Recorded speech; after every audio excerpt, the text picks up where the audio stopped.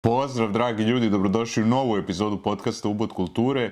Moj današnji gost je Srđan Jovanović, prvi stand-up komičar na ovim prostorima i sa njim sam razgovarao o... Sad ću ti reći, pitao sam ga, zato što sam ja čuo da je odbio Serđa Leonea za Dobar loš zao i da su na to mesto doveli Clint Eastwooda, Dobar loš zao.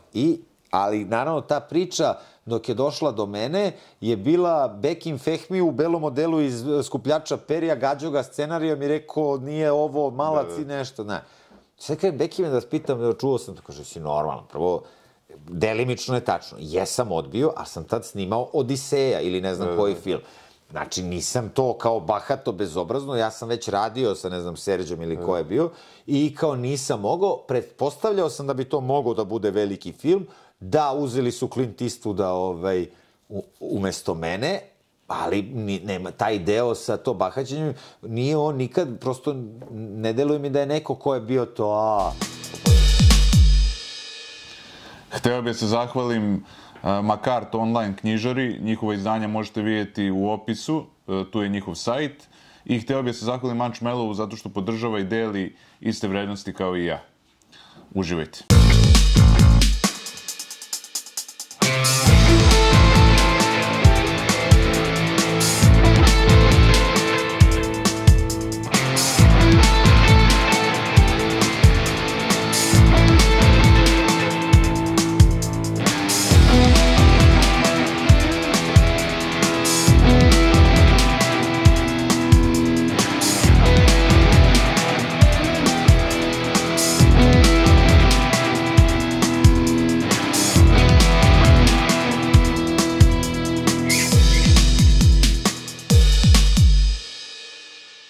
Pa Srki, dobrodošao, hvala ti mnogo što si došao. Bolje te našao, hvala, zadovoljstvo mi je da sam ovde i ovo ti je jedan fin kulturiška podcast i to da pohvalim, jer pre nego što si me pozvao gledao sam, tako da nije mi mnogo trebalo da prihvatim poziv. Hvala ti mnogo.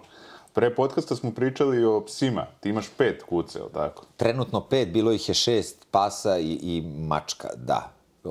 Što me čini onako, kako se zove, horderi, ovi koji skupljaju. Nije horder, nego imam popunjen kapacitet, imamo veliko dvorište, 2 su stambene jedinice, tako da oni imaju gde da se odmore, spavaju, jedu, tako da... I većinu si udomio, je li tako? Većinu su, da, jedan pas je kupljen zapravo, i to je supruga moja pre 16 godina kupila Vestiku svojoj majci, mojoj tašti, i ta Vestika je i danas živa, boga mi 16 godina ima, to je jedini brendirani, ovo sve ostalo su grupe autora, sami dolazili, neke smo nalazili, jedan koji je kao Štene došao pre sad već 5 godina, on je nađen u kontejneru i mačak je nađen u kontejneru, bio je ovolicki, bukvalno nije još progledao, i onda je to bilo kako ćemo da naviknemo tada 6 pasa na mačku, i onda sam sa svakim psom imao seansu po pola sata, znaš, kao polako, nemoj, nije keksić, to je maca, i mačka je danas, odnosno mačak je El Chapo među 5 pasa, gospodari, maltretira ih, postrojava ih,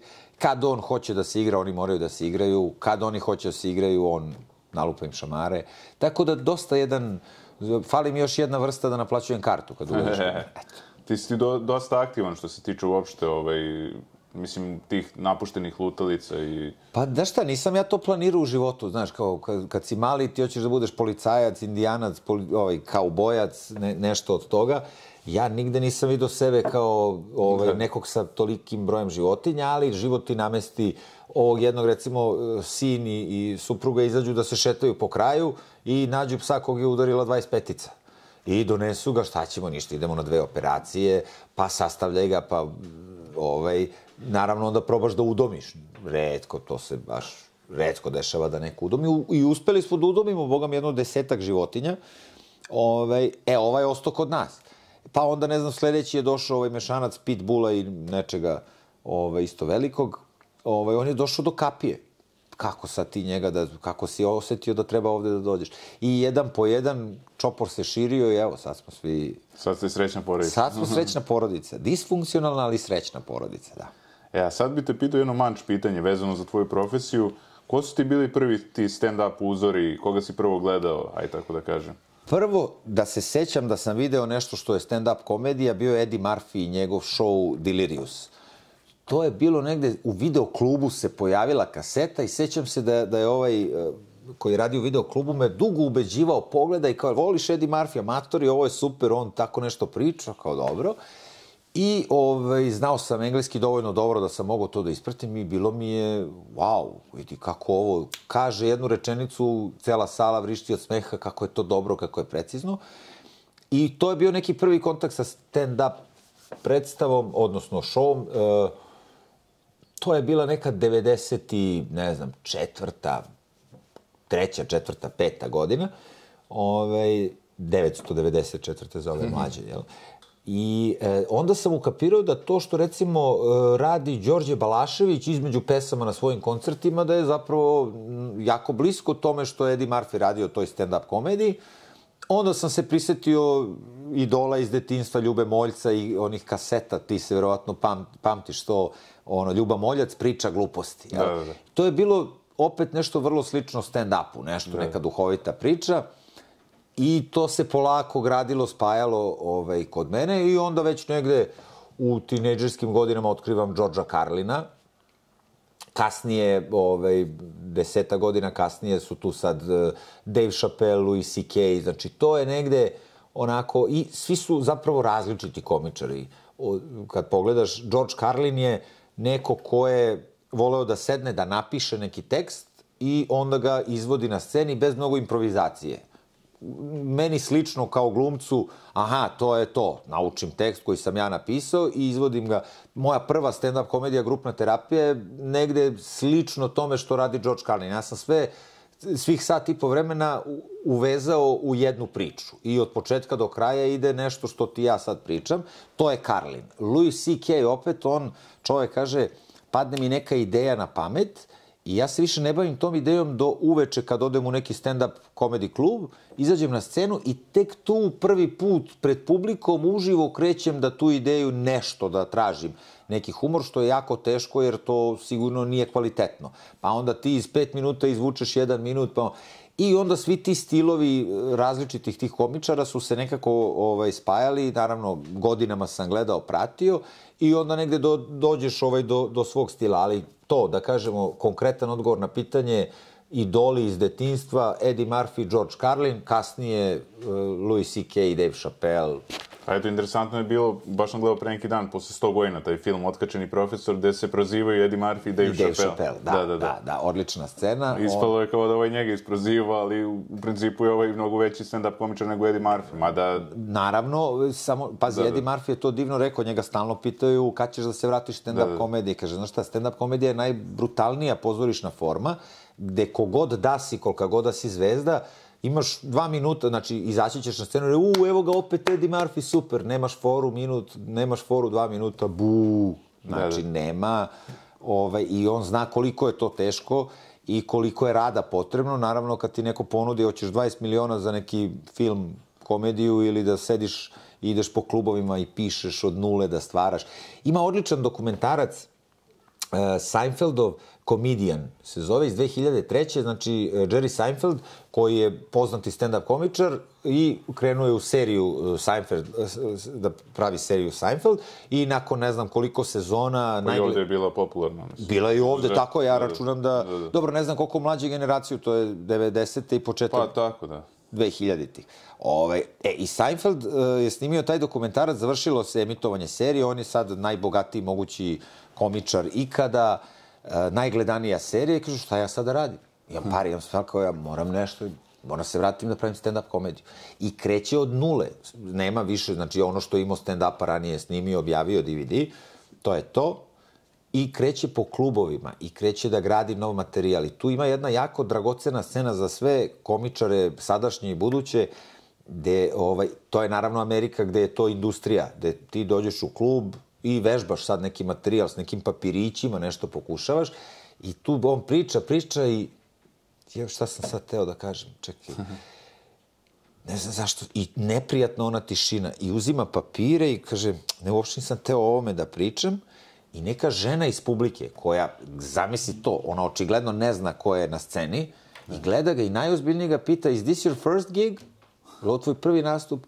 I svi počnu se smeju. On kaže, yeah, this is my first gig. I i kaže, kao, vidite koliko je teško, nije ovo lako. To je suština, recimo to kad vidiš, prvi početak tog filma, on izađe na scenu, kaže, šta ja tražim ovde, ja sam uspeo u životu, zašto sam opet u podrumu, opet s publikom, majko mila. I kroz taj dokumentarac on pravi materijal da bi do kraja rekao, prošlo je sad 6 meseci, evo ja sad imam sat i po i krećem po većim dvoranama, da bi to onda krenulo po još većim dvoranama i kreće ozbiljna turneja. Tako da, to je ono što je dobar neki putokaz. To mi je značilo tada u tom periodu kad sam ja počeo da se bavim stand-upom. A viš, interesantno je to kako se Eddie Murphy brzo probio. On ima 19 godina kad je glumio u 48 sati. To mi je zanimljivo kako taj njegov put, kako je on odjednom postao tako velika zvezda i u Kolo sreće, koji je ozbiljan film, šta tu ima 20 godina, a tu glume poznati neki američki glumci stari. Tako da, neverovatno... To su mu prva 2 filma, 48 sati i Kolo sreće. Nemoj da zaboraviš, on je pre toga bio u jako popularnoj emisiji Saturday Night Live, SNL, gde je bio već zvezda. Tu su imitacije James Browna, evo ga ovde na stolu, i još gomile nekih stvari koje on posle u stand-upu svom radio. Vidi, on je ogroman talenat. Mislim, kad pogledaš, to je čovek sad od skoro 70 godina, kad vidiš šta je on sve radio, ajde, bilo je tu i promašaja nekih filmova za ogromne pare, ali bilo je i, mislim... Ozbiljno, on je bio i nominovan za Oscar, čini mi se Dreamgirls ili tako nešto. Da, vidiš, to ne znam... Jeste, da. I pa, mislim, a 90-ih je razvaljivo u komedijama onog tipa otkačeni profesor, to da glumi 7 različitih osoba. Da, to je, on i onaj drugi, kako se zove, isto se bavio stand-up komedijom, isto je crnac, bože, ne mogu da se setim. Misliš da je postao glumac? Isto je i glumac i stand-up komičar i kad bi ti rekao bio bi u fazonu, a da, znači pre Jamie Foxxa. A nije Martin Lawrence, nije? Ja ne znam da on bio stand-up. Ne, Martin Lawrence... Čekaj, kako se zove u filmu? On je velika mama, kuća velike mame. Bravo, isto igra više likova, je li tako? Pa ja mislim... Stand-upom se isto bavio, da. Svi su oni, cela ta ekipa, sad Eddie Murphy je tu ipak prednjači i po talentu i po svemu. I sve te filmove, jedan od najgledanijih filmova, evo sad su opet nastavak snimili Policajac sa Beverly Hills. Tako je, da. Dobro, to su bile 80-te, da. Tu je on bio na vrhuncu. Tad je snimao baš dobre filmove, tako da kažemo, da. Ali da, posle on, pa da, dobro, Kolo sreće i nije, jeste komedija, ali je na neki način i drama, mislim, ne može se reći. Odličan film, Dan Aykroyd, ova dvojica, Jamie Lee, majke. To je film Blues Brothers. Blues Brothers, jeste. Da. Super ti, da, dosta gledam, sve AC/DC, eto, jedan od bendova, telefon mi zvoni TNT. Eto, pogodio sam. Baš kao da si znao, James Brown. A reci mi, šta slušaš od muzike ovako, u slobodno vreme? Rodnjaki. Pa, znaš šta, primetio sam skoro da vrlo retko sad u poslednje vreme pušta muziku i najčešće mi se desi u kolima, dosta vremena provodim na terenu, i onda zakačim Radio Beograd, klasiku neku kad puštaju. Pogotovo ako nije nešto depresivno. To mi sad prija, znaš, sa što manje pevanja, neki instrumentali, ali ne, onako od bendova, od ovih nekih mainstream, što bi rekli Depeche Mode, Peppers, eto, to sam imao sreće da gledam jedne i druge uživo. To su meni neki bendovi koje sam... Peppersi, prve sam ih slušao. I to oni su mi legli baš u trenutku, znaš, obično dođe neki bend koji si pre par godina obožavao, sad ti je malo manje, ali odeš da pogledaš. Oni su mi došli i oni Depeche Mode u pravom trenutku. Bio sam i po Exitima sam slušao, White Stripes su mi ostali u sećanju kao fantastični, Iggy Pop su ludi. Uglavnom, te neke pamtim uživo, ali zapravo najbolji koncert koji sam gledao, i to sam se baš iznenadio, Rolling Stones. Majko mi. 2007. Da. I to ne bi, pokojni Ćale moj je bio u fazonu, ja išao bi na Stonese. Ja odem kupim karte, Keva, Ćale, devojka i ja. I kao više mi je bilo kao vodi matorce na koncert, tad su bili par nedelja pre toga Peppersi, kao to mi je bilo, međutim vraćanje iz Indije, kao iz Indije, da smo se zezali. Dobro si rekao. Da, sećam se da je počela kiša, pritom je to bio, nigde nije objavljeno da će to biti festivalski nastup od sat vremena. Mi smo svi došli da slušamo, bilo je, sećam se, i sjajni Kiril Džajkovski je nastupao pre Peppersa, odličan, i taj koncert ima na YouTube-u.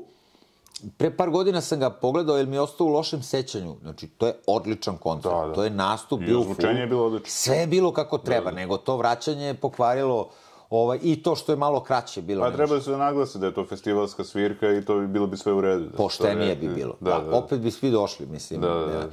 I 2 nedelje kasnije, kao okej, idem da slušam Stones, ajde to, čiče. Majko mila, izlazi Jagger, priča na srpskom. Naravno, on posle, izgooglaš malo, na svakom koncertu, u Mađarskoj, na mađarskom. Znaš, i to nisu rečenice dobro veče, kako ste, to su komplikovanije. Izlazi, kako zove Lisa, ova što peva prateće vokale. Liza Fish. Liza Fish. Super ti je haljina, ali su ti ružne sandale.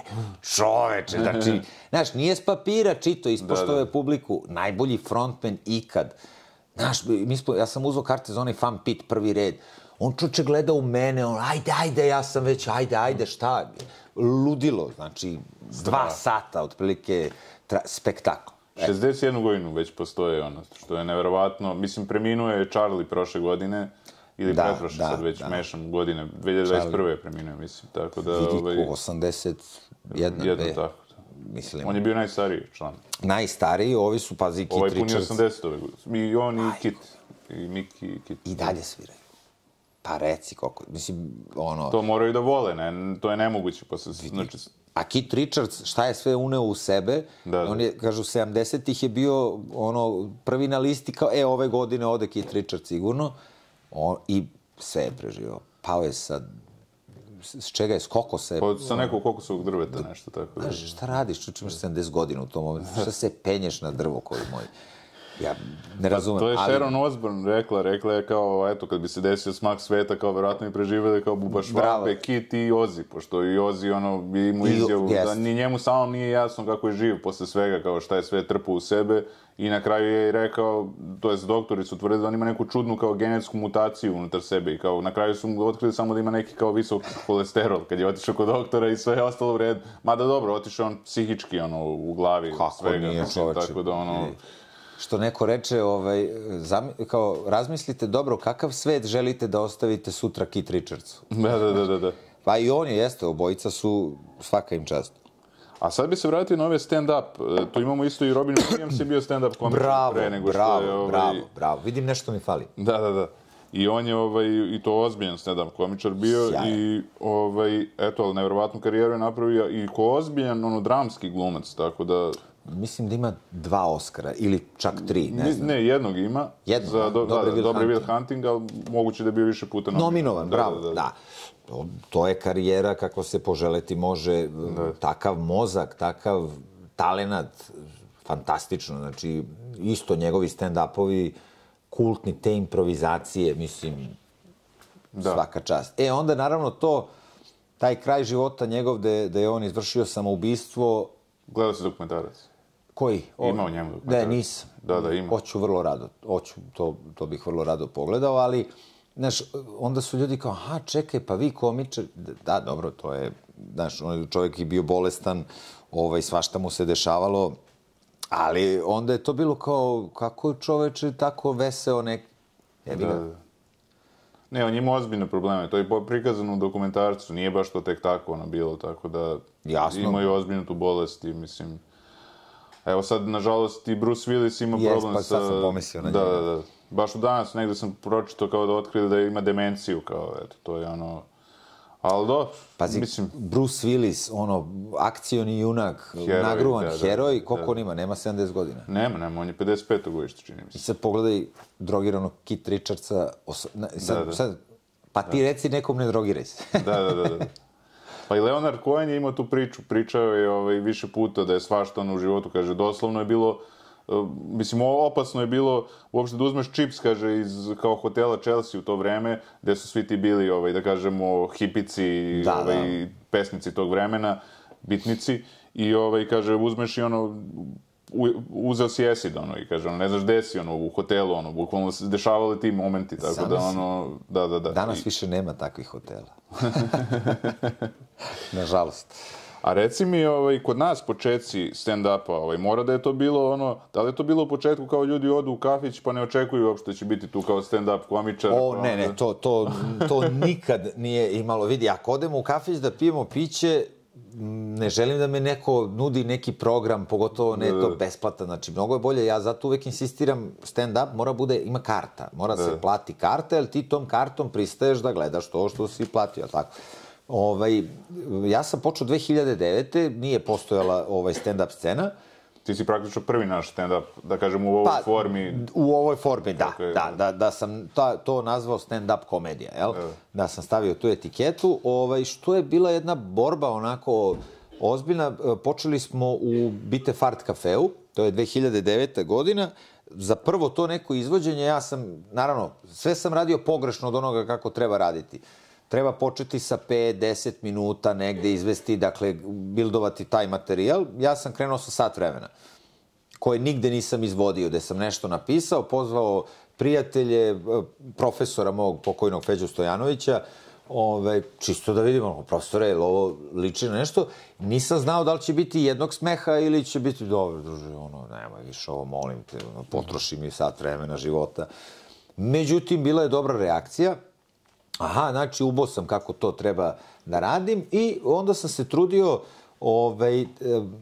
da što dignem na to neki profesionalni nivo. Znači, da ne bude to neka jeftina zabava.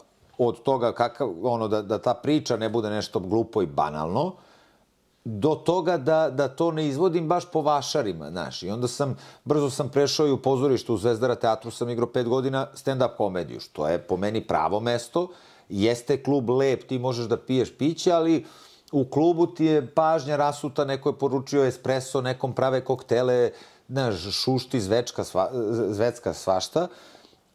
Zato mislim da je, u početku je to bilo, hoćemo između benda, klub, pa onda ide sad bend svira sat i po vremena, pa oni idu na pauzu, onda ti pričaš 15 minuta. Niko te ne sluša. 200 ljudi je tu. Čekaj, završiš i da nastavi. Pa kako, zašto ovaj uzo da priča nešto?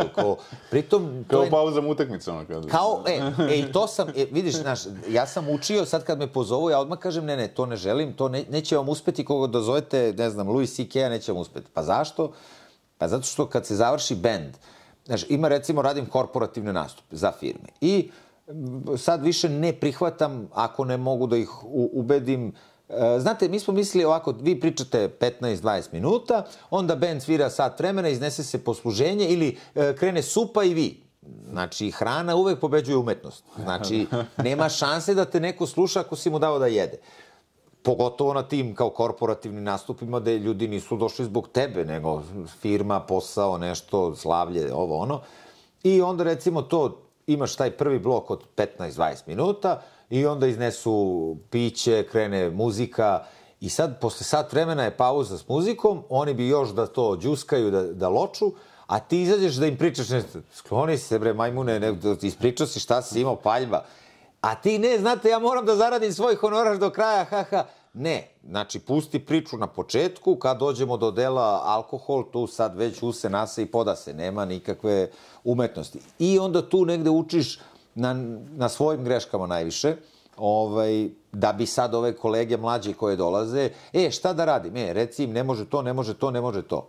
Ništa, nema ljutiš, objasni zašto nije dobro. Znači, recimo, korporativni nastup, ako je u pozorištu, skoro sam imao, to je pozorišni nastup. Oni slušaju, oni uživaju, znači ti onda možeš da njima daš ono što su platili. Ovako izađeš pred 500 ljudi koji jedu, baš ih briga, znači ti sad tu nešto, da li pričaš, čitaš telefonski imenik ili najbolje šale koje si smišljao godinama, isto ti dođe. A reci mi, da li je bilo nekih da li uopšte, evo sad spominjali smo Dave Chappella, pročitao sam nedavno da je imao problem neki, da ga je napao neki lik, da li može da bude opasno da budeš stand-up komičar? A znaš šta je neverovatno? Dave Chappelle, koji je nastupao u poslednjih 30 godina, koliko se bavi stand-up komedijom, po raznim rupama, budžacima, pričao, znači po parkovima nastupao sve, i napadnu ga onaj Hollywood Bowl, znači na velikom Netflixovom nastupu gde on nije jedini, tu je puno komičara, obezbeđenje, sve, znači potpuno besmislena neka priča i toga je napao neki tip koji je neki reper, i ne znam šta je hteo da uradi. Da li ga je isprozivao nešto? Ne, ništa, nije bila kao neka interakcija, nego je tip hteo da, ne znam, skrene pa... Vidi, ja sam vegan i ja sam protiv zlostavljanja životinja, ali mi je isto tako besmisleno akcija ovih nekih ekologa koji su po slikama u Francuskoj čekaj, šta ćeš ti time? Ništa. Znači, sad kao, ja sam protiv plastike, pa sad ću ti lupam... Ne, čekaj, stani, ne možeš tako. Tako mi je ovo. Ako si hteo da skreneš pažnju na nešto, nemoj da napadaš, brate, komičara na sceni. Da stvar bude grđa, uvotili su ga komičari, odrali su ga od batine, izlomili su ga tamo, onaj James Stewart, kako se zove, što je vodio Late Night, ko, brate, naposinan kolegu, je s tim normalan, ovaj završio u zatvoru, znaš, besmislena priča. Dakle, nije Dave Chappelle bio napadnut zbog neke, a naravno da na nastupima može se desi, pogotovo to po klubovima, znaš... Si imao ti neki problem konkretno? Pa vidi, imao sam nemirnu publiku, ali da sam imao neki problem, ne. Znači, da mi je pretilo ono da me iznabadaju njih 10-torica, ne. A nastupao sam po nekim mestima, recimo u Novom Zagrebu, znači ekvivalent Novog Beograda. Dolazim s kolegom iz Zagreba, klub neki, tamo su neki stolovi za bilijar, ekipica je majice, Dinamo, šahovnice, znaš, znači raznih ima sad. I ome najvi gosti Srbije, i ja vidim, momci me već gledaju, znaš, kao, kaj ćeš ti sad nama pričati ovde, burek. I ja krenem namerno malo i s njima nešto. Brate, za 5 minuta razoružani, vrište od smeha, brate, šalju pivo. Znaš, imao si te varijante, imao sam neke Krimi Jimmy varijante ovde s publikom, ali, okej, ako ste došli na stand-up, ja ovo moram da branim životom. Znači, u smislu da, za mene to nije neka tezga, pa baš me briga, nego vidi, kogod daje, mora, ako možeš da se ne smeješ, to je moje da pokušam da te nasmejem, ali da si nešto bezobrazan, da ne znam, ako pokušavaš da prekineš nastup, najlakše je napujdati publiku, ako te sad svi vole i slušaju, i sad ti kažeš, dobro, ovaj nam remeti, mi hoćemo da se igramo, ovaj neće. Ženu sam iz Zagreba, recimo, toliko sam uzeo da je zezam, ajde tako kažem, najblaže da je demonstrativno napustila salu, a meni je 120 ljudi aplaudiralo. Mislim, ti si došla i njima da remetiš po... Dobacuješ glupo, nepotrebno, zašto to radiš? Ja živim od ovoga, izmasakrirat ću te. I kao u sve opomene, to se desilo. Sad ti misliš kao Zagreb, ne Zagreb, to su ljudi koji su došli slušaju nastup. Znači, platili kartu, platila si i ti lutko kartu, nisi, znači, duhovitost je dar, a ne obaveza, nemoj da pokušavaš da budeš sad ti, znači, uživaju u nastupu. Ima duhovitih ljudi, dobace nešto, nasmeju mene, sad recimo u Ben Akibi gde nastupamo, tu je sad već publika koja je naviknuta na stand-up komediju. Znači, dobacuju malo, ali kad dobace, to je dobacio ti sad samo zakucaš, razumeš? Tako da je to dobra interakcija. Pomažu ti, razumeš? Sad imaš to gde hoće da remete, da misle, nešto kao stand-up je da ti ja non stop dobacujem. Nije, ja sam nešto smišljao sad to... I onda moraš i njih da umiriš, moraš da, nemoj da me snimaš, kao gledaj me, ja živim od ovoga, ti sad to snimiš, okačiš na YouTube i onda neko dođe, pa to smo gledali. Pa niste gledali, gledali ste neku lošu kopiju, deo ukraden bez mog znanja, jel? Tako da ima svega, ali tih nekih situacija, pijane publike, to se isto dešava, to onda moraš, znaš, da ne bi eskaliralo, ali, Bogu hvala, nikad mi se ništa nije desilo, nije da znam ni što mojim kolegama da je bilo baš nešto dramatično, pala mi jednom žena u nesvest na nastupu, bila je velika gužva u Subotici, A znaš da foru kako da pritisneš na sredinu dlana i vratiš odmah i sve snage. Druže, ja sam bio na sceni, ja sada da glumim tu doktora. Da, mislim, generalno, kad se to desi u tvojoj blizini... 3 lekara je bilo na nastupu. Oni su ženu izneli i sad, naravno, treba se vratiti. Ženi je bilo, okej, malo zagušljivo, nemam pojma, nije jela. Sad, naravno, ti mora se vratiš s nekom forom. Ja kažem, evo, pomogao je gospodin, je doktor, ginekolog. I, znaš, onda odatle već vučeš dalje, šta ćeš. I jednom je na predstavi pala gospođa i sjećam se da sam zezao mog profesora Feđu Stojanovića. Imali smo jako dobar odnos, ali i onako, peckali smo se, to humor. I žena je pala, to je tetka naše koleginice Sneže. Nešto, pozlilo je, pala u nesvest, prekidamo predstavu i sve, ja kažem, reko, zamislite, reko, profesore, sad kad dođu lekari, ih pitaju ovu ženu, pa šta je posljednje što se videla, šta te... Videla sam Feđu kako glumi i to metoda. Jedi govna, budalo jedno, kretenu jedno. Sve je dobro dok ne padaju kao na happy end, nesest, tako da. Dobro, hvala, tu je bio predsjednik da pomogne, razumeš, koji, znaš, nemojmo zaboraviti, on ispravljuje majku s koliko je rođen kila, razumeš, dakle, a ne da pomogne, objašnjavao lekarima kako rade ovi respiratori, znaš, šta je njemu da on mrtve oživljava, a ne iz nesvesti da budi. Hoćeš još piće? Ako može da se poruči malo, da, super, iz ove fine šolje. Dobro, dragi gledalci, idemo na reklame. A reci mi što se tiče stand-upa, koliko je tu, da li tu sme da bude stegi oko tema? Mislim da u principu i nije bitna tema, nego bitan je način na koji se nešto kaže. Tako je. U suštini nema nekih tabu tema i sve je podložno humoru. Sad, pitanje je koliko si ti talentovan ili koliko si inspirisan da nađeš humor u nečemu. Naprimjer, jedan od mojih danas omiljenih komičara je Anthony Jeselnik, jako crn humor. Inače, slovenačkog porekla, on je Jeselnik. Njegovi su došli i totalno onako, on nađe humor tamo gde, znači to, abortus, on ima 5 fora o abortusu, koji su sve smešni. Pomenuti Eddie Murphy i Jerry Seinfeld u nekom intervjuu su pričali, pita ih novinarka, kao da li je uvredljiva fora i koliko je uvredljiva fora, kaže ovako, vidi. Znači, moraš da vidiš koliko je uvredljiva i koliko je smešna. Ako je smešnija nego što je uvredljivija, miran si. A Eddie Murphy dodaje, kaže, po meni, ono što je baš uvredljivo nikad nije smešno.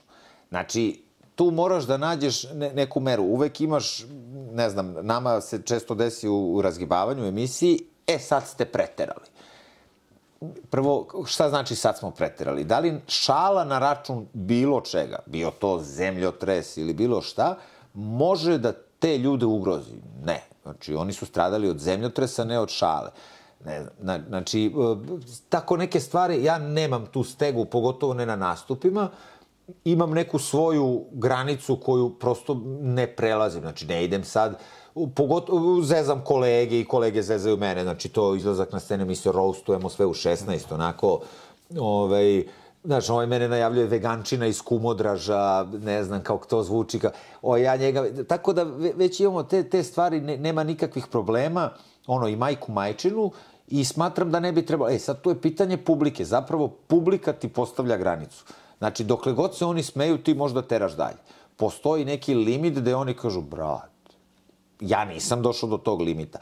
Carlin kaže, komičar mora da zna gde je granica i da je svesno prelazi. Znači, moraš da, uvek moraš da, ne može da bude preblago. Ima nekih komičara koji su to, mogu da ih slušaju deca od 7 godina. Moj materijal nije to. Znači, potrebno je neko životno iskustvo, neka svest i jeste malo, nisam ni mračan, imamo veče crnog humora u Akibi, to treba da čuješ, znaš, ali ljudi dolaze, to je veče koje je najpunije, znači, narod voli crni humor. Pa to je i najteže, pravo ti kažem, mislim, tako da To je kako ti je mozak setapo, znaš, znači, uvek se na nekim sahranama desi nešto što je, ne uvek, ali... Pa tišina, pa znaš, to... Da, evo, pričao mi je... Znaš da ne smeš da se smeješ i... Da ne smeš da se smeješ. Pokojni Petrući mi je pričao, radili smo Indeksovo pozorište i bili su na nekoj sahrani i sad, sahrana, kakva možda bude atmosfera, u nekom momentu sa kovčega pada cvet, buket neki i čovek ovako, da ne padne na zemlju, uhvati, razumeš, da vrati. I ne znam ko je tu bio pored njih, kaže, ovaj uvatio Biedermajer. Znaš, teško je ne nasmejati se tu, Tako da to daš neke situacije, ali vidi, smeh je okej, smeh je lekovit, produžava život. Naravno. Bolje je smejati se nego plakati. Pa mislim da ne bi niko trebao sebe toliko ozbiljno da shvata, mislim, znaš, da ga sad sve vređa, da to je baš bez veze. To tek, tako je, vidi, izbori se s tim, ne znam šta ti kažem, znaš. Mene gomila stvari nervira koje vidim, ali ja to ne mogu baš da prilagodim ceo svet sebi. Probao Hitler, nije mu pošlo za rukom. Znači, ne bih se usudio da sad, znaš, ti nemoj ovo, nemoj ono, ali moraš da praviš neke kompromise. A koliko je važno za uopšte stand-up komičara da bude društveno angažovan u svojim tekstovima, mislim, da Najvažnije je da bude smešan. Odnosno, ne smešan, nego duhovit. Jel? Ne smešan. zabavan, duhovit. Tema, on može da bira i temu i način. Znači, ja sam tu uvek mlade ljude kad dođu kao komičari, pa a šta misliš da li... Kažem, sve probaj. Izađi na scenu i probaj. Ne znam. Znači, znaš, neko ima nešto što je sa gitaricom nekom, da me pitao, rekao bi, brate, to je glupo, kakva gitara, izađi, ispričaj nešto. A bude fenomenalno. Ovaj bi nešto da nacrta pa napravi nešto fenomenalno. Jeff Dunham radi sa lutkama stand-up. Ne znam da li si ispratio Jeff Dunham. On je genijalan tip, on je Ahmed the Dead terorist. Ima nekoliko likova, sam pravi lutke. Pazi, zanimljiv lik. On je, iz sirotišta su ga usvojili Dunhamovi, i kaže, aj što su me usvojili, ali kaže, ja sam od 7. godine počeo se igram s lutkama. Znaš, već su bili u fazonu, omanuli smo. I već, kaže, svi su u srednjoj školi znali da je on kao mega talenat i on je počeo pravi lutke i on sad radi stand-up kroz karaktere sa tim lutkama. Onako, puni dvorane. Mislim da njegov nastup košta oko $300.000. Znači, sve sam ti rekao. I puno je uvek. Znači, sve može da...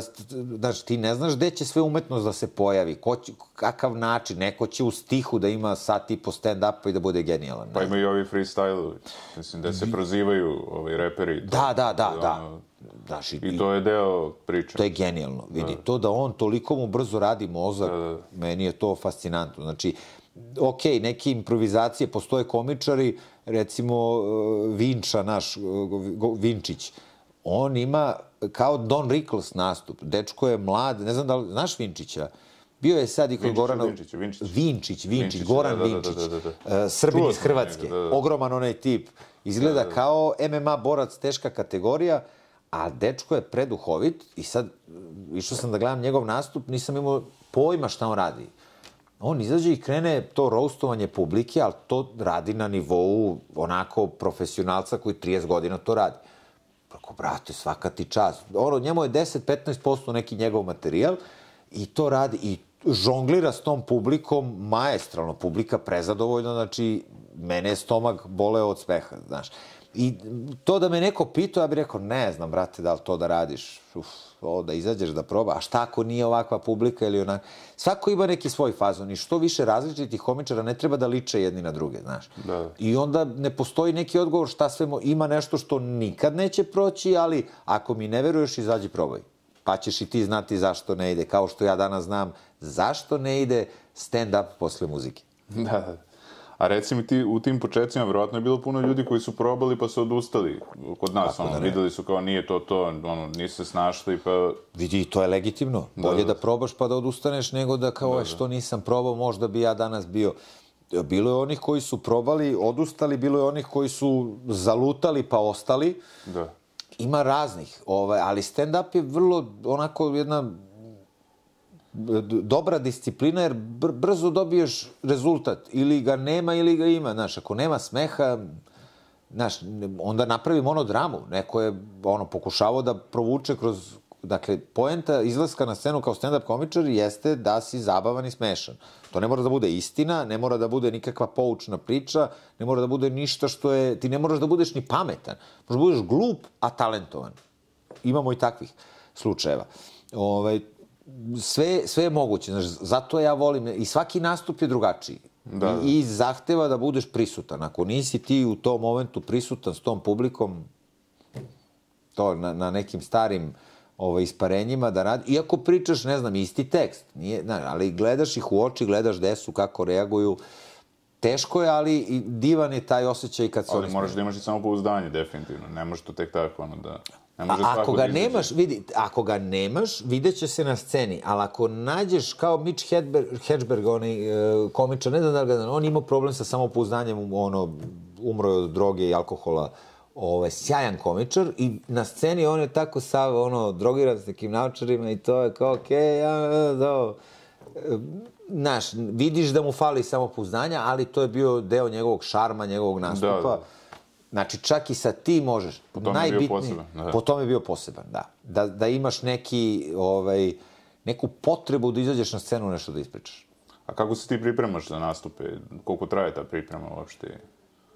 Pa, znaš kako, ako imam samostalni nastup, ako sam to veče, jednu od dve moje celovečernje predstave, grupna terapija i mikrofonija, onda je to mi je teže kad sam sam i onda ceo dan mi je tu taj pritisak u glavi da znam da uveče imam nešto što je, koliko god da neke to i 5 dana za redom, pa i dalje sam, čekaj, daj da prođem tekst, daj da pokušavaš da zapravo se na energetskom nivou nabaždariš da tih sat i po vremena bude to.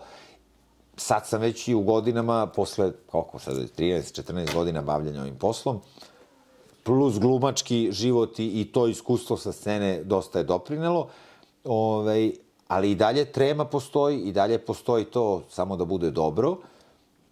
S druge strane, kako se završi nastup, ja recimo pred svaki nastup bi najviše volio to otkaže, da ja ne moram da se stresiram, ali čim se završi nastup, ajmo još jedan odmah, znaš, jer napuniš se energijom, da dođem kući, ne mogu zaspim do 5 ujutru. Šiba me adrenalin.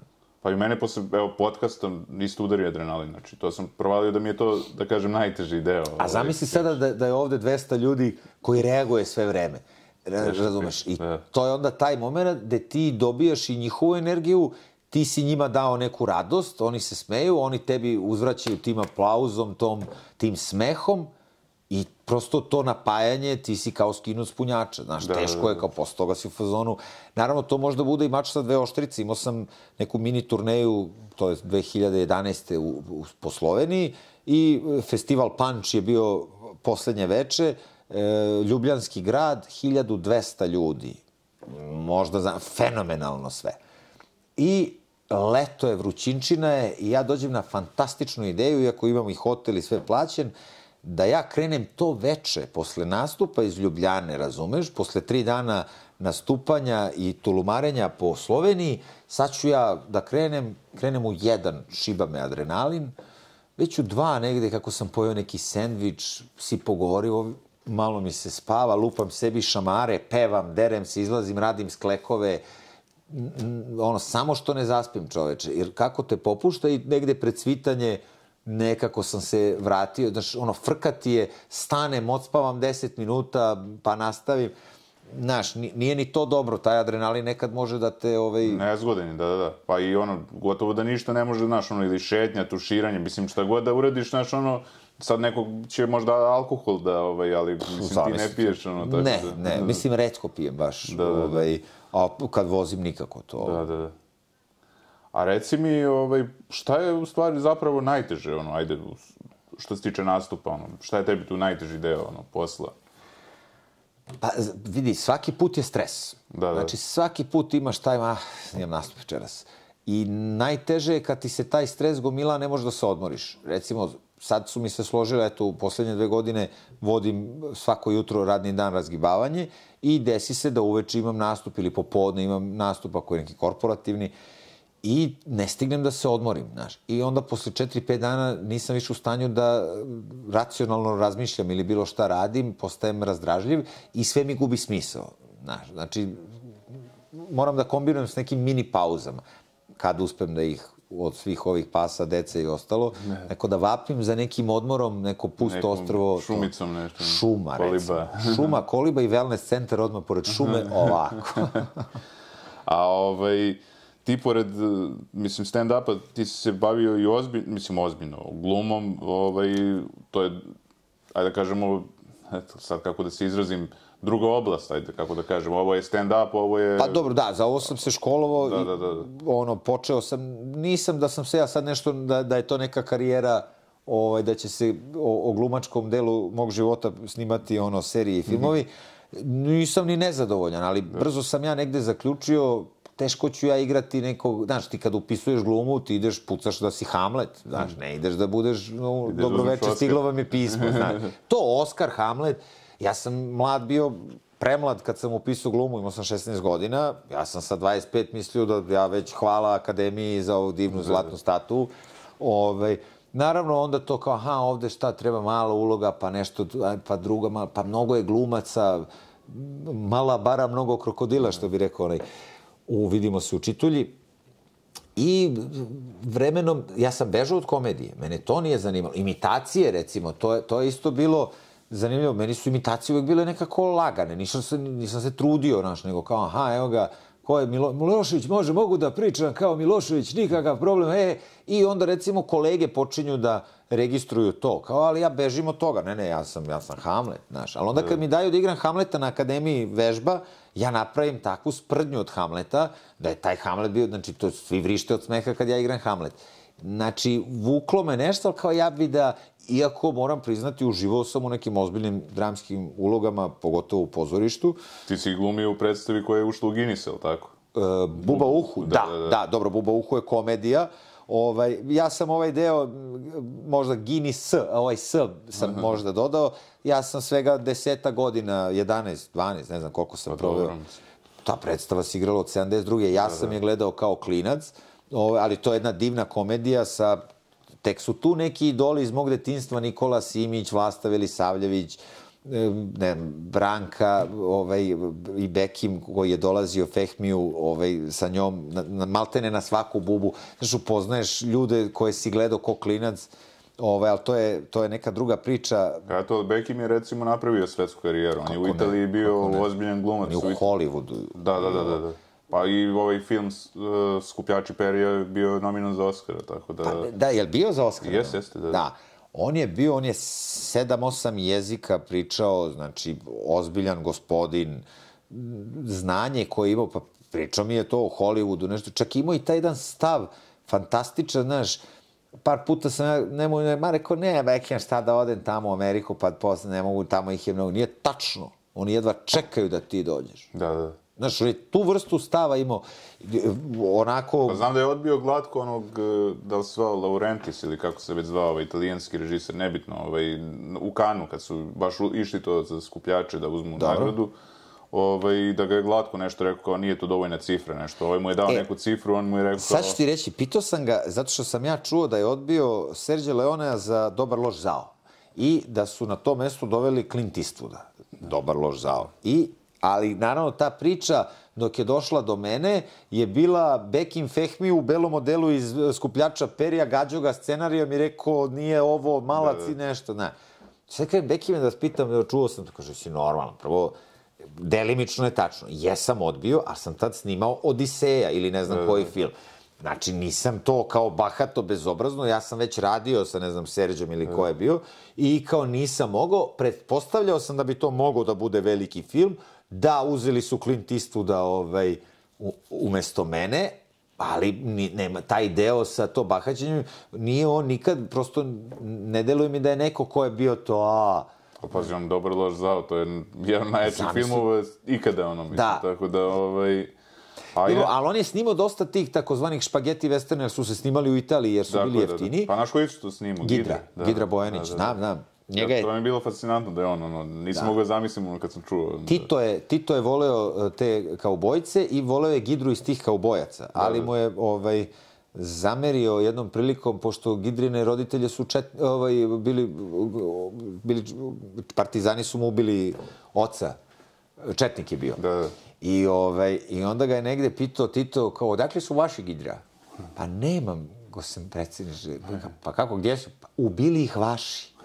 Znaš, i to sam čuo tu priču da mu je dosta zamerio, iako je bio fan westerna, ne znam kako dođo smo do westerna, komedija, tragedija. Pa pazi, westerni su se snimali po Hercegovini, po onim brletima i Čuo sam pre neki dan na radiju da je Vinetu, nemačka produkcija, sniman na Plitvičkim jezerima u Hrvatskoj, u Jugoslaviji tadašnje, tako da... Imaš i onog našeg glumca Gojković, što glumi po westernima, Bravo, sećam se, ali šta sam još teo ti kažem, sad sam i zaboravio, nešto smo pričali. Počeli smo, pitao si me nešto to, komedija, kako me bravo, i ja sam planirao da budem Hamlet, tu smo stali, tu je otišlo u drugom pravcu, skrenuli smo levo. Samo sam teo kažem ovo za Dobar loš zao, da sam to gledao dokumentarac, baš slučajno o Clintu, kako ga je uopšte izabrao Sergio Leone. On je glumio u nekoj bez veze seriji, western, Sirova koža se zvala, imala je 400 epizoda, Mislim, možda nije bez veze serije, nego sad,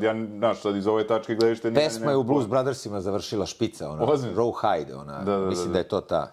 I on se pojavio u 270 nekoj epizodi. Onda je ovaj Sergio rekao kao, pa treba mi neko ko liči na James Deana. Sad meni je malo čudno, naš, u glavi ne mogu da zamislim, meni baš i ne liči na James Deana, ali možda je u to vreme kao mlađe izgledao, naš. Samo mu je dodao imidž neki.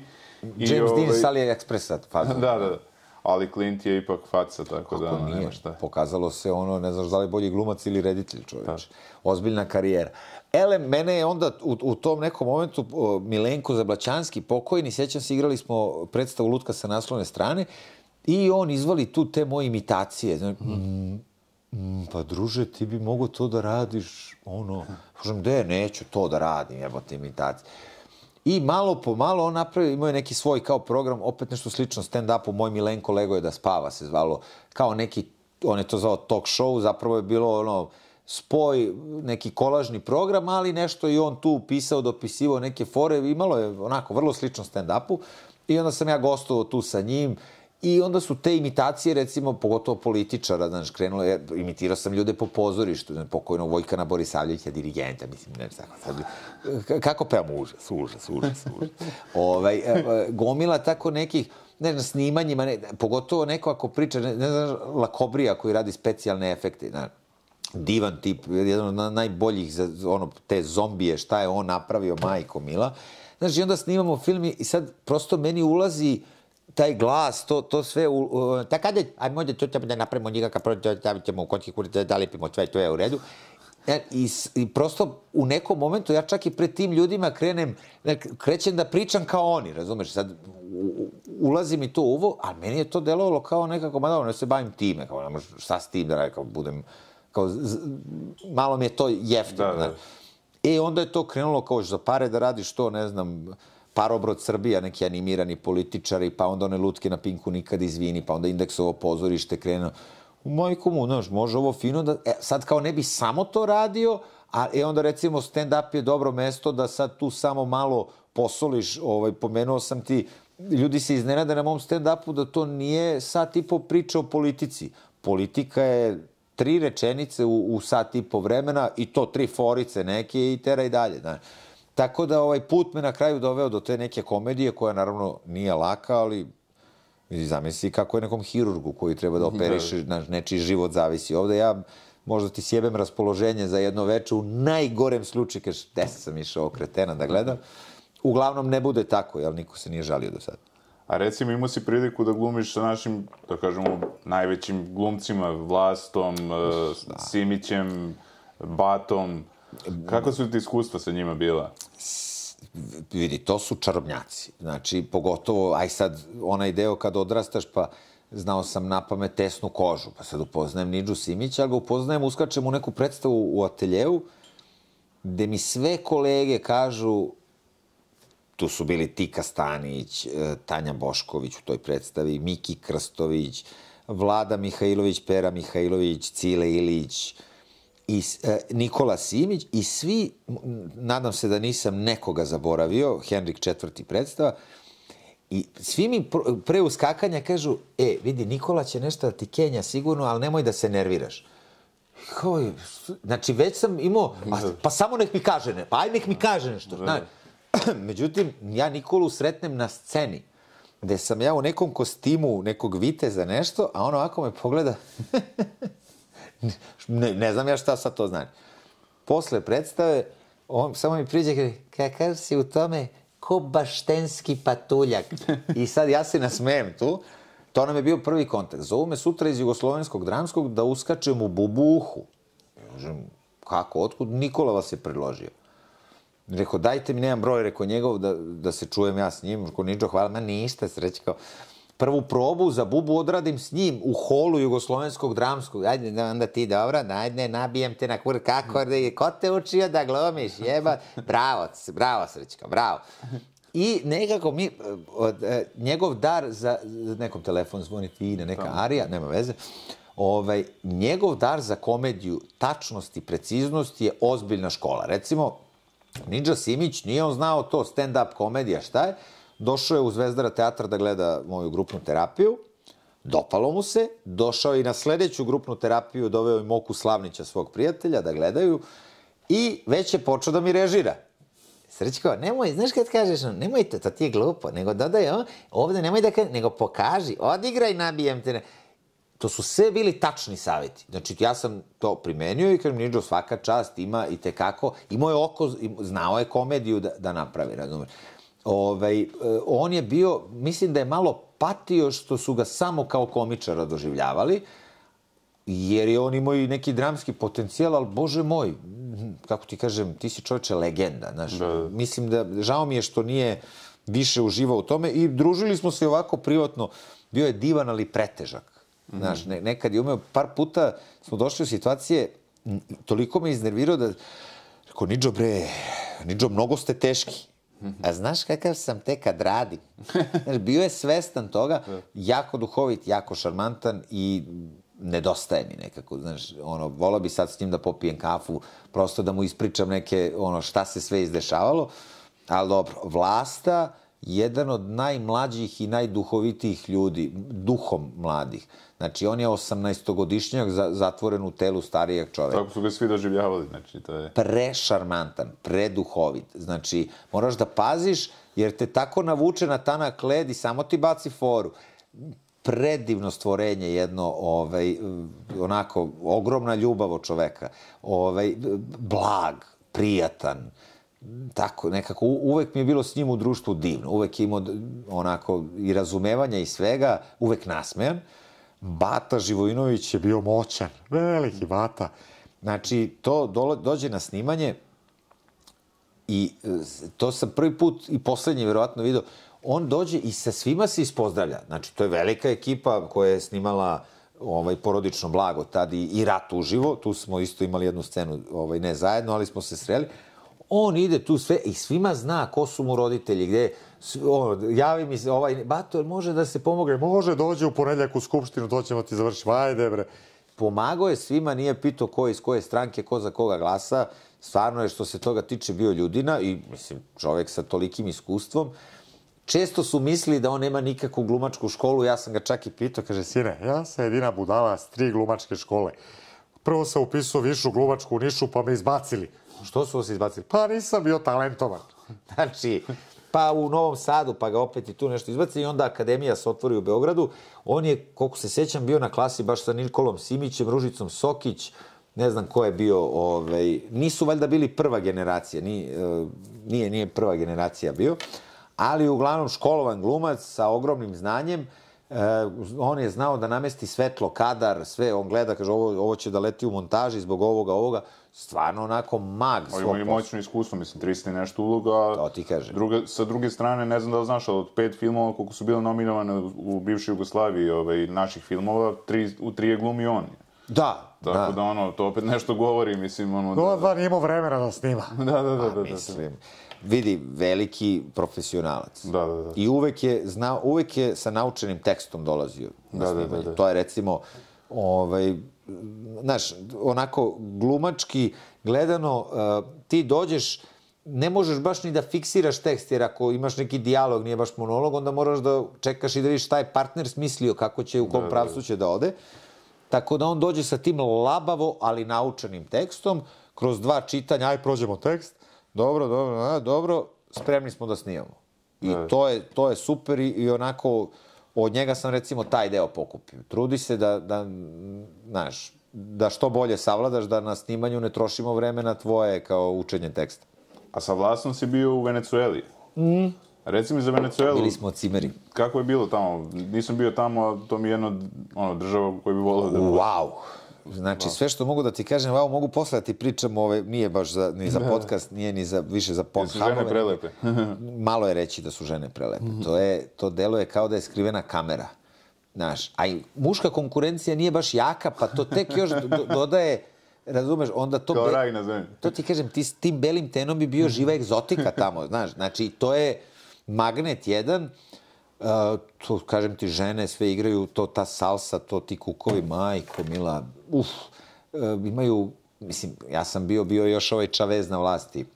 Ne znam kakva je sad situacija, vidim da je prilično tužno, bili smo na Karibima, znači to sve, to mirisi, voće, ne znam, žao mi je što nisam kao mlađi više putovao po toj Južnoj Americi, to mi je Mada vraćali su se neki, tada su neki tamo iz pozorišta stupili u kontakte sa nekim devojkama, ostali u kontaktu i išli posle u Venecuelu. Sad, mi smo bili u vreme tog pozorišnog festivala da je bilo dosta, smo bili zaštićeni, policija i to.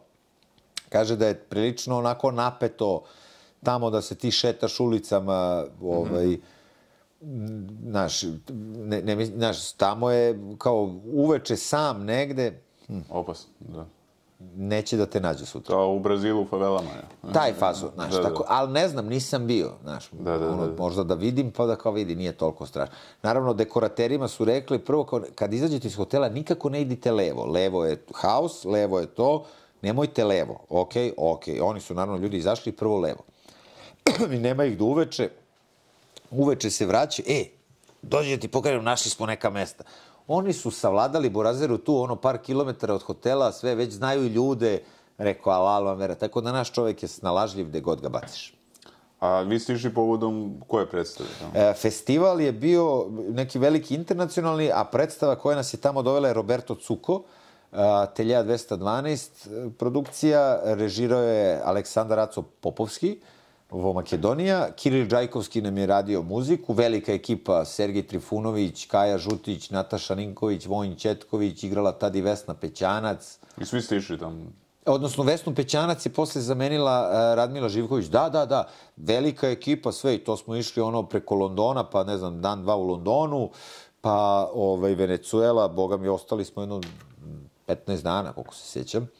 Lepo. Divno iskustvo, znaš, to je taj pozorišni, to malo sam radio, ali sam dobre projekte. Da. Sećam se, tad mi je Tika Stanić rekao, kaže, koji si ti srećnik? Kaže, pa ja sam ovde 20 godina u Venecuelu, nisam išao, ti druga predstava ode u Venecuelu. Znaš, zabodeš neku ulogu koja je prosto ide se, turnejica. Tako da, ta gostovanja su mi onda mi je stand-up otvorio sad drugu vrstu gostovanja. Znaš, nije samo Srbija, sad mi je teritorija i Slovenija, Hrvatska, Bosna, Crna Gora, Makedonija, svuda nastupam, dijaspora. Tako da i tu ima puno putovanja i to je ono što je lepo. Malo da odmoriš, da promeniš scenografiju. Ali te Vlasta nekad navuku s nekom forom njegovom? Kako nije? To sam negde pričao u nekom podcastu. Vidi, redovno imao, znaš, te duhovite forice, rekao, ajde, ja ću te vozim, ceo dan si u pozorištu, ajde. I idemo sad, ne pita on mene gde si ti parkiran, ali vidi da hodamo malo duže nego što je on planirao. Jeli, da uzmemo mi taksi do tvojih kola, jeli? Znaš, uvek je imao te spremne forice, uvek je, recimo, što mi se sviđalo kod njega, on je držao do toga šta će da obuče. To su Brown cipele, Brown somotske pantalone, Brown košulja sa tregerima. On izgleda Burazeru kao da je modna revija Radost trećeg doba. Sad, naravno, i ja sam uzvraćao njemu, znaš, izađe film Montevideo, rekao, jeli, Vlasto, ko igra tebe u filmu Montevideo? Jedi govne. Ali ovo, mislim da si to ti rekao negde, i mene je posjećao uvek na ovu komšiju Wilsona iz Denis. Denis Napast, on je idealna podela za Denis Napast. Da, on je bio super. I to, znaš, radili smo seriju neku koju sam ja pisao i producirao Glavom kroz zid. On mi je igrao ta čuvena, kad ga zovem, rekao, Vlasto, pošto on nije čuo, ali on to što ne čuje, on je malo koristio, znaš, nije baš da kao ne čuje, ali ako ga smara nešto, izgubi se on samo, Vlasto, kao, ma ne čuje, ja star čovjek, znaš. I onda ima te varijante, šta ga je? I ja počeo, što se dereš? Pa kažem, ne čuješ? Pa čujem te, kako te ne čujem? I onda, recimo, to, čekamo se nešto, idemo da se nađemo. Ajde, reko, čekaj, tek sam sad, nemoj da izlaziš. Kaže, sad ću da idem, reko, nemoj da, ma i već sam izašao, ajde. Pa reko, šta ćeš da radiš dok ja ne, pa gledam ribe, ajde, ćuti, šta ti je? Veliki šmeker. I doživeo je ozbiljne godine, evo sad nas je Branka napustila, mogu je i on komotno 105. Da, vidi, on je fasovo koronu, pritom vakcinisan bio, i fasuje koronu kad je išao da registruje kola u 96. godini. On je vozio Ladu, bio je veliki rusofil, gde si ti lepoto. Pričamo o starom vlasti i u kadar nam ulazi, do duše nije u kadar, kuca jedna predivna koja ima koliko? 17. 17 godina. Znači, to je to. Kao da je Vlasta znao. Ali vidi, to je ta vitalnost. Evo, skoro nas je napustio ovaj arhitekta Dragoljub Bakić. 84 godine. Čovjek je bio, da ga vidiš prilično u snazi. Šta ćeš? Mislim, smrt nam je svima zagarantovana. A eto, recimo, sad vidim da je neko se našao da Irfan Mensur je pričao za Branku, na komemoraciji pričali su kao, eto, svi znaju ko je kome bio učitelj ili ne znam šta, kao Lane Gutović je rekao kao za Branku, mora da je njoj Aristofan bio kao učitelj, pošto, znaš, nisu znali, nisu mogli se sete ko je pre nje bio, Vlastu su zajebavali za starost, znači, već početkom 2000-ih je bilo kao koliko je Vlasta mator. Negde se išlo neko gostovanje, ne znam ko je pričao u ekipi, i sede u autobusu, onaj double decker, gore su, Vlasta sedi kod šoferke one, znači iznad vozača, i zezaju Vlastu koliko je mator i neka buba nešto malo veće udario šoferku, krv onako na šoferki i svi pogledaju i neko kaže, a Vlasto, vidiš koliko je smrt blizu. Pazi, on ih je sve nadživeo. Znači, bukvalno je... Znam da su Batu Paskaljevića, to je baš Milinković pričao kad je bio gost, zezali kad su snimali Mrtav Vladan, kao biraj kao kovčeg, znaš, ne isplati ti se kao, znaš, kao sad je prava šansa. Vidi, glumci su stoka kad te uvate, razumeš da te tovare, to je jasno. I on je bio isto zanimljiv lik. Bata Paskaljević i njega sam upoznao, on je bio težak na kinti. I jednom prilikom u klubu ateljeja kod Novice gužve posle predstave neke, i sad zna me, kao tu sam, mladi glumac, znači šank je ovde 2 metra iza tebe. Sad on ne može od te gužve normalno, jer bi mogo da odeš da mi kupiš do šanka kod Novice, ne znam, sok. Ja kažem, mogu, naravno, sad daje mi te pare, ali znaš, kao, dajem ti, ali, pazi, to je koliko u klubu glumačkom košta, znači, ako je u kafiću, ne znam, 200, ovamo je 70. Da je tačno, razumijem. Sad, kao da ja idem, treba most da pređem, pa ću možda da počnem da trčim, a on gleda, neće mi pobjeći. Kao, dobro, čoveče, naravno, nemoj ni da mi daješ pare, doneću ti, na crtu je. Tako da, bilo je zanimljivih glumaca, mislim, nekako ja gledam, to je moje pleme, jel? Tako da ja taj stand-up posmatram, to je isto neki glumački posao. Nije nužno da budeš glumac, ali ako upotrebiš neka sredstva, eto, bolje za tebe. Taško je rano preminuo, pa njega verovatno nisi zakačio. Nisam Taška Načića, nisam upoznao. On je toliko interesantna pojava da Pojava, baš pojava. Ali sve te starije glumce, ne znam, Čikabule, Butković, Stanislav iz Radovana, dosta sam slušao od Cacija Mihajlovića, kolege, Milan Mihajlović, koji sad ima nešto slično uspomenar Cacijev, gde baš priča te neke anegdote iz glumačkog sveta. 2 knjige, ima i program koji izvodi baš u Ben Akibi, odlično, jako zanimljivo, kao onako jedan živi svedok vremena kog više nema, pa ti sad slušaš te priče o Gagi Nikoliću, Bati Stojkoviću, o tim legendama. Milina, meni je to milina da slušam. Upoznao sam ih, pazi, različiti su. Znači, jedan od motiva zašto, kao gluma, mi je bio Bata Stojković. Balkanski špijun, ne znam što mi je bilo to. Međutim, on je bio jako težak čovek. Prgav. Odličan glumac, da, ali to, i par puta sam ga video u ateljeu, jebi ga, kad vidiš nekog kad je pijan, onda dosta možeš da naučiš o njemu.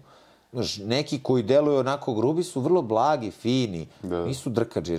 Ovo je tu sve jebem li ti maj, jedi go. Znači, baš hardcore, a veličina čovjek. Znači, ti ga gledaš ko u Boga onako, ili bre, Bata Stojković, što se ponaša bre tako. Ali opet, ceni se ono što je na sceni, jel tako? Znači, može da bude i loš glumac, dobar čovjek. Znaš, svega ima. A možda i to, samo moment koji si uhvatio, pa, znaš, ne možeš da... Da, čuo sam, znaš, nije samo moment. Moment bi mogao da razumem, ali opet i to, znaš, ima nekih s kojima onako kažeš, baš ne bih voleo... Nema potrebe. Uglavnom, ovi koji su ostvareni, 99% njih nisu, nema potrebe za tim nekim, znaš, smanji taj ego.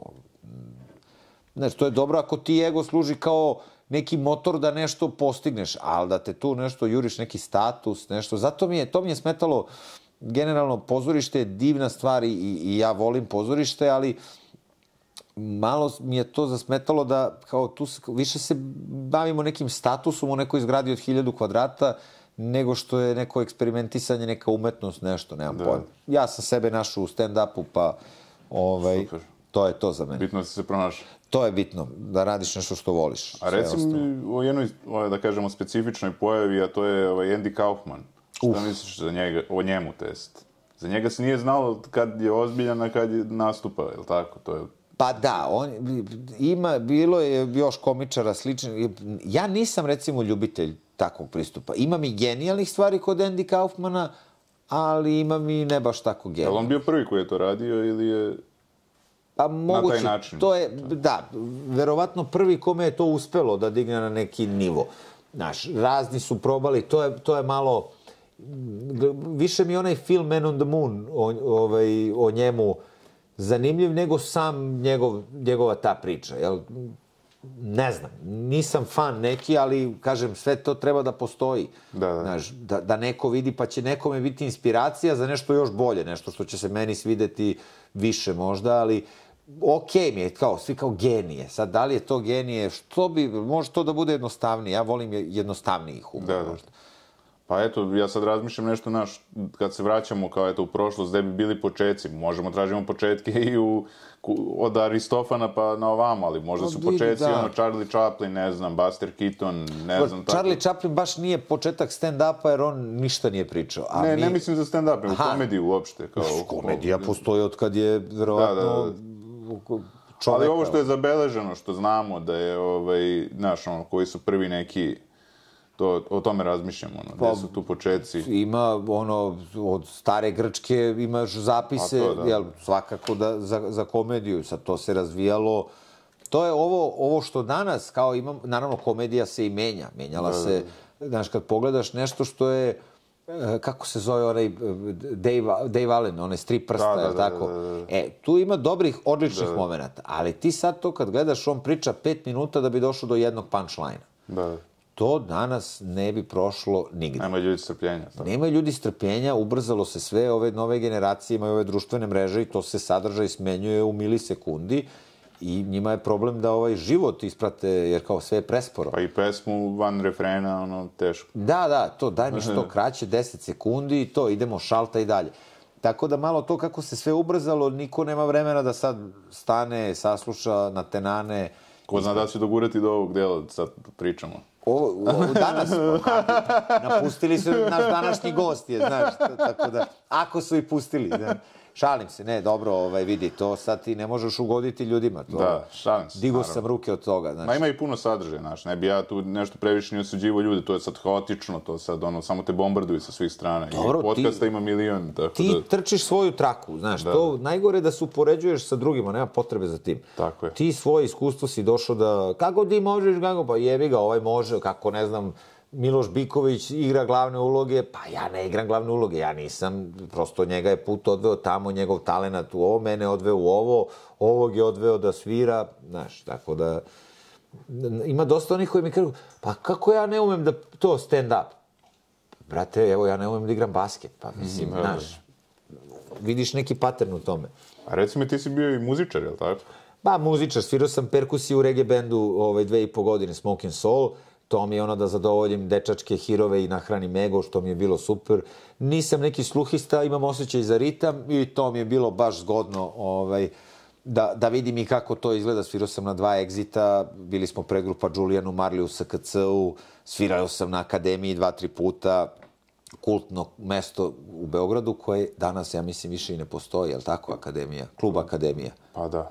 U onom obliku sigurno ne. Sad ne znam da li je kladionice, garant neka, nešto tog tipa. Kladionica, apoteka i... To, pekara. Mislim da je...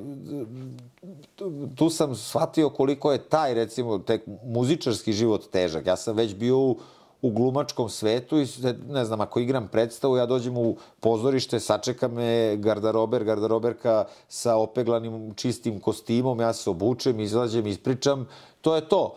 Ovde ti tegliš opremu, tonska proba, čekanje, čoveče. Ali, opet i to je, ako te ljubav vodi ka tome, radiš to, znaš. Ja nisam bio ni dobar u tome, niti sam Više sam bio tu onako da posolim malo atmosferu, ali divno iskustvo. A recimo, da li postoji neka osoba koju ne možeš da si probao da imitiraš, a da ne možeš da imitiraš, i koja ti je bila najduža fora koju si smišljao, ajde tako da kažem? Dobra su ti pitanja, ali nikog nisam, sem kad su mi nešto tražili, neki posao je bio u pitanju, pa kao da probam određene ljude da izimitiram. Meni ovako dođe kad nekog čujem i onda ako neko odreaguje, pa isto dobro si ga skinuo, onda ja to memorišem da sam negde ubao, da ima reakciju. Ali, znaš šta, ako nema nekog šprakfelera, najgori su ovi koji normalno, odnosno normalno, bez nečeg karakterističnog. Recimo, Mić koji je pričao da ne može Borisa Tadića, sve mogu da skinem sem njega, on mu je bio problem za... Dobro, da, ja sam ga Nikad izvini radio sa tim dubokim glasom, znaš, i to je više bilo kao neka karikatura, ali nije, razumem šta hoće da kaže, jer Boris Tadić nema, on ima taj nekako, znaš, malo ti ode u Mišu Žutića ako previše ode, znaš, dobije to pevanje u glasu, ali Tadić je samo ta dubina. Ima ih koji onako neke, recimo, Tomu Nikolića nisam mogao da skinem, odnosno nisam razmišljao, onda kad sam čuo ovaj momak koji je radio u Nikad izvini, on je imao boju glasa, je umeo onda sam ja vremenom, od toga, pa to bi sad moglo, on ima ovo, pa i onda dobiješ taj njegov ton. Znaš, kao malo kroz nos negde, kako će vazduh da ti struji, ali uspeš da obodeš i taj nadrkani pogled i to, sve znam šta mi smeštate. I tu onda, znaš, političari su mi bili negde i najinspirativniji, najviše ih ima na TV-u, pa onda mi je to bilo i od toga je... Pa i najviše su za sprdnju. I najviše su za sprdnju. Pazi, nije imitacija nužno sprdnja, ne sprdaš se ti nekom, znaš, imitacija je neki znak laskanja, znaš, i ja sam volio da imitiram ljude pred njima, znači političare pogotovo, tu nikad nisam imao problem, tu baš me boli dupe da li će neko se naljuti od političara i manje više se nisu ni ljutili jer ja ne vređam, znači to što imitiram. Ti ih ozbiljno imitiraš? Pa da, mislim ozbiljno, sve je to nekako sprdnja i zajebancija, ali na mene se ne lepi to kao da ja imam neku potrebu da neki stav njemu, on je političar, šta ima njega da... A šta si mi drugo pitao, to je bilo da li mi je nekog bilo... Koja je najduža fora koju si smišlja? Zapravo, padne ti nešto na pamet i sad od toga praviš neki komad. Ima nekih delova koje u 3 ujutru nešto, to sednem, zapišem i to sutra mogu da izvedem i to je to. Malo još filigranski radovi su u pitanju da to bude baš finalno. Ima nečega što smislim, pa znam da ima humora u tome, onda čak niko ni od kolega ne može da prepoznaje, ne može da ti kao ništa mi tu nije smešno, a ti znaš da tu leži neki dragulj. Desi se nekad da propadne jer nisam uspeo da iskopam, ali neke fore traje dok ih napišeš, mislim, naš foru, imaš neki punchline, pa se to proširi na ovo, pa dodaš ovo, pa to postaje sad od 3 minuta, postane 10 minuta, i traje to do godinu, 2, 3, dok na sceni ne savladaš sve kako treba, traje dok to postane kvalitetno, znaš. Ali ako ne ide, odustanem, pa vratit ću se za par godina, zapisano je, pustit ću da odleži, pa da vidim kako ću gledati na to za 3 godine, na primjer. A do tada imam novog, znači ja stalno nešto pišem, dopisujem, menjam i ove moje 2 predstave su prošle razne faze. Znači ja sam kroz ove predstave pa sigurno po 3 sata odigrao. One su uvek trajale 1,5 sata, 1,20 sata, zavisi u kojim fazama koliko, ali izbacuješ, dodaješ, menjaš. Da li ti se dešavalo da se nekad izviniš za nešto što, kao, da li si uvredio nekoga pa kao da li si imao potrebu da se izvinjavaš nekome za nešto? Ne. Mislim, dešavalo se te vojiteljima da nešto, ne znam, kažu i onda posle izvine. Dobro, ako sam nešto pogrešno preneo, rekao, ja uvek kažem izvinite, ja sam recimo juče u emisiji rekao da je to i to bilo 47. a u stvari je bilo 53. Znači tu ću da se izvinjam. A dobro, to su neki... Ali da se izvinjavam zato što sam... Zbog šale? Ne.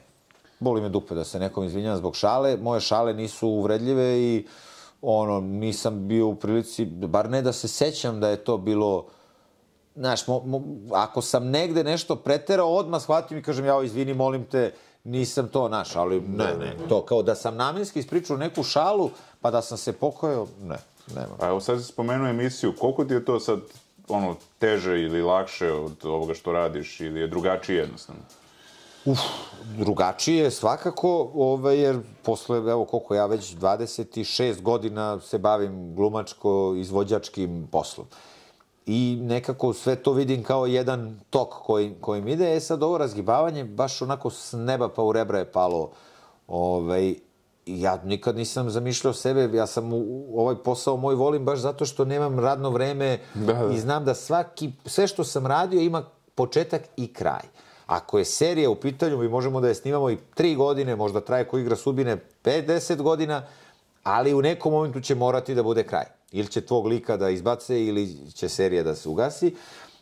A ovo je nekako, mislim, imaće i ovo, sigurno neki svoj kraj, ali ovo je sad na dnevnom nivou. Znači, dobijaš jednu drugu obavezu koja je kao svaki dan, 2 sata u programu, ti i još jedan čovek nešto pričati, to treba bude zabavno, zanimljivo. Znaš, naporno je, teško je i ovako te ljudi prepoznaju, ti si njima svaki dan u stanu i onda oni kad ti prilaze na ulici, oni misle, znaš, kao, brate, mi se znamo, gledam te svaki dan, ja ne znam ko je... Sad te više prepoznaju nego što je to pre... Da, odnosno više prilaze. Pre ovoga, malo pre nego što sam ušao u razgibavanje, igrao sam u seriji Tate na Prvoj televiziji, koja je bila jako gledana. I ja sam igrao tipa, ja sam obožavao da igram tog bitangu, tvrdog, ali to je, dosta ljudi me mrzelo. Sad, meni je to bilo super isto, ali oni mrze lik, ne mrze tebe. I negde su, ovi normalniji su svesni toga. Znaš, nisu baš svi, mada ima i načetih, nije u vertikali, baš u vinklu skroz, pa hoće i da udare.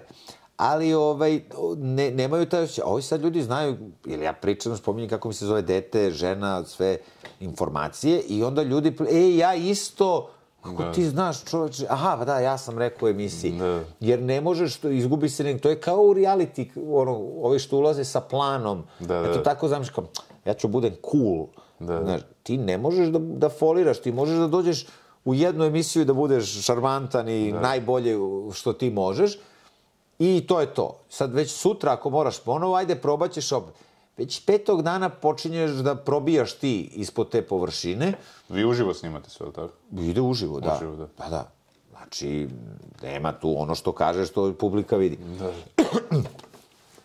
I onda negde digneš ruke od toga, dobro, baš me briga. Mislim, ako me vole zbog toga kakav sam, ok, ako me ne vole, promenit će kanal i ćao, doviđenja. Tako da to je nešto što sam ja sad onako na izvolte našim gledalcima, a bežao sam od toga. Uvijek mi je bilo super da budem glumac koji... Kao misteriozan je. Da, ne znaju ništa o meni. To sam ja sa ovom stranicom Radioaktivni komarac, niko ne zna ko je radioaktivni naš, i onda kad sam počeo podcast, svi znaju. Tako je, i to je, ali ima to i svojih prednosti, mogu ti reći. Znaš, super je, kao, sad znam da ako neko kaže, ja tebe baš gotivim, onda me gotivi zbog toga što sam, znaš, kao kakav sam. Super, meni to milina. A ova saradnja sa Maretom, kako si se uklopio u celu priču? Na moje i Maretovo iznenađenje jako dobro. Mi znamo se dugo, ali površno i nikad nismo ovako nešto radili zajedno. Znaš, i ja sam uvijek bio u fazonu, super, vidi to što radite ti i Dare, to je to, kao, znaš. I kad se to sve izdešavalo, kad sam ja upao u razgibavanje, ja sam mislio, kao i Mare, mi smo planirali, ok, hoće sad, gotovo je, ništa, ali daj ćemo nešto drugo da radimo, neku drugu. Međutim, televizija insistirala kao, ne, hoćemo da ide, ajde. I mi smo se, super smo kliknuli, od prve epizode nekako bilo naš način razmišljanja, humor, ja ako mogu nekog da nasmejem, ja onda znam mnogo toga o njemu. I ako ga 3 puta nasmejem, ja baš sam provalio da mogu s Maretom, nije mi cilj da ga uvek zasmejem. Aha, on zna ovo dobro. Tako da ja se sigurno osjećam kad vodim s njim emisiju. Znači, tu sam i miran sam, što se toga tiče. I te energije su nam se dobro spojile. Pa da, verovatno je bio, mislim, problem je verovatno bio i za ljude koji gledaju kao sada se naviknu na novo lice, naviknu se na taj jedan tandem, to je verovatno, to sad već traje i gledano, je li tako? Da, nama je gledanost, znači, krenulo je to da raste još prošle sezone i mogu ti reći, to se ne zaustavlja divno, stalno dolaze novi, stalno nam novi ljudi pišu, mi se trudimo da ispoštujemo te ljude maksimalno i ovi koji dođu na moj stand-up, a onda je tu, znaš, upoznajem tu publiku koja piše i to je divno, znaš, dosta ljudi po gradu, onako, brate, pa ja vam pišem, pa znaš, znamo se, tako da... A čekaj, ali ovo vi ujutru snimate, a ti si navikao na večernje termine, kako se na to navikao? Nije problem to, problem je što ja recimo uveč imam nastup i onda sutra ujutru, sad ako je nastup u Novom Sadu, naravno da ja ne odem kako siđem sa scene, znači tu su neki gosti, hoće se slikaju da popričamo, popijemo piće, neko nealkoholno, podružim se malo i sad ja krenem kući, dođem do Beograda, dok se istuširam, sredim, dok me popusti taj adrenalin i na kraju svedem računicu da ja spavam 2,5-3 sata i dolazim u program da vodim emisiju. I ne bi ni to bio problem da ja kad dođem posle emisije mogu da se isključim. Ne, ja imam dalje još možda i to veče nastup i sutra opet emisiju i to je ono što sam ti pričao, što nekako tu fizički je teško izgurati to sve. Ali Bože moj, to sam izabrao, to je to, dok traje ovo divno, kad prestane divno, radit ću nešto drugo. Uvek imaš zanat u rukama. Pa imam zanat u rukama, meni nije problem da se vratim u klub ili u pozorište ili ne znam šta, sve okej, nešto ću da radim. Nisam ne mislim da treba da budem večno pred kamerama, ne znam, niti mi to deluje kao nešto što je... Zadovoljio sam taj deo, znaš. Da. Sad bi možda, ali dok uživam u tome... Ali u službi nečega, mislim, humora ili... Tako je.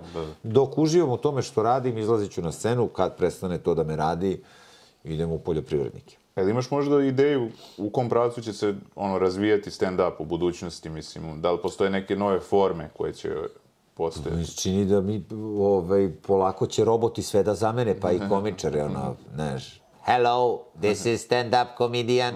Nekako mi deluje R2D2, neki će, pošto sve, prelazimo u to što Krešimir Mišak ima tu knjigu o transhumanizmu. To, kao najgora opcija spoja čoveka i mašine, znaš.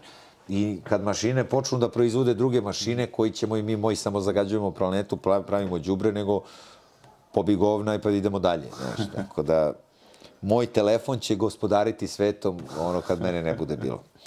Ne znam, vidi, komedija je živa stvar, humor je živa stvar, to se menja, zavisi od potrebe društva, znači nekad je to bunt protiv nečega, uvek u teškim situacijama životnim, kao što je ova sad globalno teška situacija na svim nivoima, od zemljotresa, ratova, gladi, čega sve nema, uništavanja prirode, naravno da nastaju najbolje fore.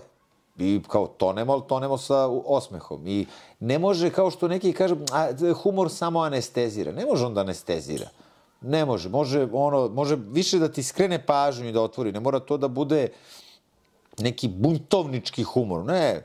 Ti ako, znači, napraviš na kretena one koji maltretiraju ljude, možda će se manje plašiti njih. Će reći, pa čekaj bre, pa nije on je sprdnja jedna, a mi smo krivi što smo dozvolili da nas jaše magarac. Znaš, uvek je u nama. A šta misliš, kakvu moć ima uopšte humor i jel može da menja stvari? Pa ne bi ja išao toliko daleko. Ne znam da li može da menja stvari. To je individualna priča. Ja ne dižem nikakve revolucije. Kad to budem, onda ću da izađem na ulicu i kažem idemo ljudi sad bez sve zajebancije da nešto promenimo. Ali humor je koristan, dobar. Ne verujem da može da menja, znaš, može da menja da ljudi postanu normalniji, znaš. Bolje da se smeje nego da urla, da plače, da leči od stresa, imate neka dobra svojstva, ali ne bi mu sad neke mistične moći pripisivao, bar ne znam, to treba pitati ove koji dolaze na nastup. Oni sigurno nešto dobro radimo kad se vraćaju na hoće još. A recimo što se tiče programa, jel gledaš nešto, neku seriju sada ili da li imaš nešto preporučiš za gledanje? Pa u poslednjih 6 meseci mislim da ništa, ni poslednje čestito što sam gledao je Better Call Saul, poslednja sezona. Kako si zadovoljan time? Jako sam zadovoljan, meni je to Ja, spektakl. na primjer, uopšte nisam gledao tu seriju. Mislim, si gledao gledao- sam Breaking Bad. Dobro. Mislim, mene je Breaking Bad navukao da gledam i jedva Bio sam sam čekao. ovako sumnjičav prema tome, zato što je to kao na staru slavu, naš, kao da nije, ali svi kažu da je dobro, tako da... Apsolutno, drugačije, dobro je, sporije je, treba ti vremena da je prihvatiš, ali kida, to je 10, to uopšte nije...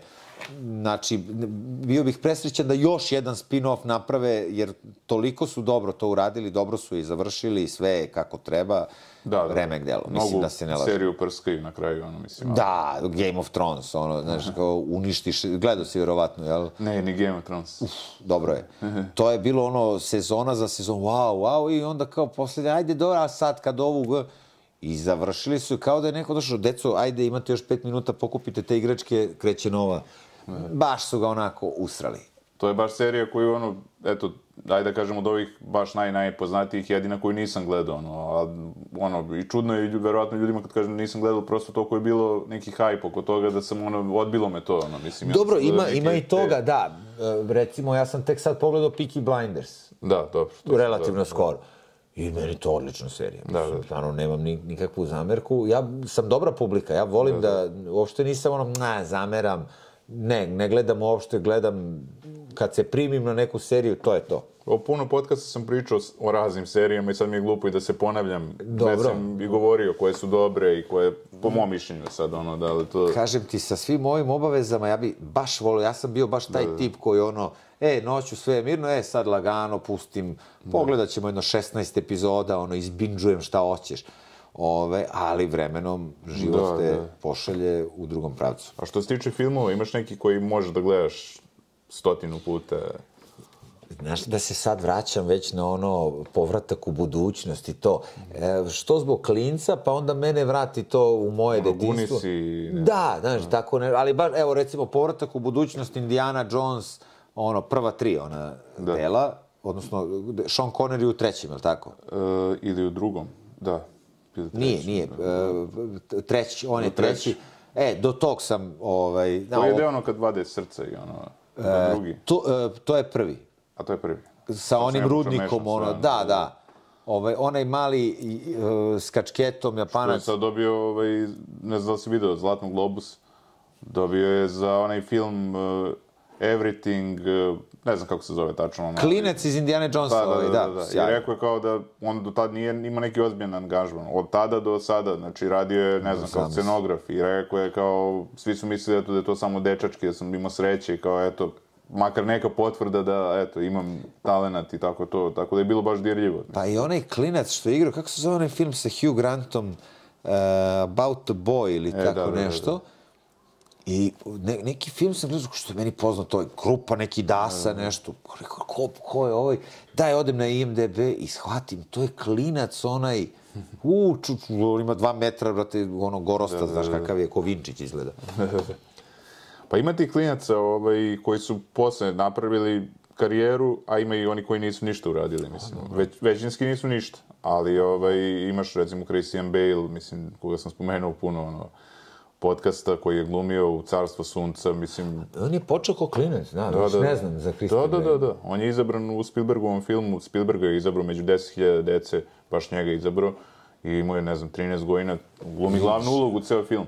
Znači, to je jedna od najboljih dečjih uloga, verovatno, ikada, mislim, tako da, pored ovog klinca iz ruskog filma, idi smotri, ne znam, imao sam i tu temu u podcastu kao najbolje dečije uloge, mislim, tako da... Vidiš, to je dobro, ti si riznica tog znanja i to je dobro znati, vidiš, nisam pojma imao, znam za Christian Slater i oni su isto kao klinci počeli, mada to sad vidim nešto optužbe, pedofilija, Hollywood, zlostavljanje, Da.